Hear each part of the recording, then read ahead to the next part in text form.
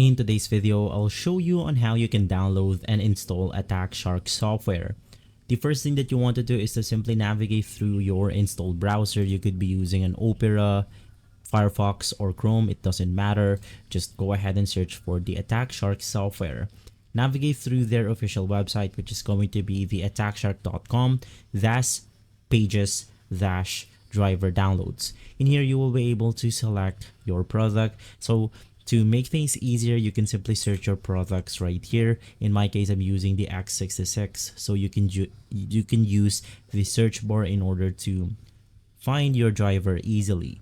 Now click on your product and click on the Attack Shark X66 software or your model right here. It will then download, and after waiting for a couple of seconds, you will be able to get a zip file right here.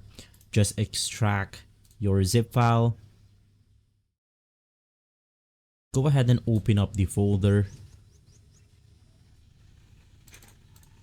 And basically inside this page, you then have the executable file enabling us to install the driver for the Attack Shark product. Click on OK. Select your file path.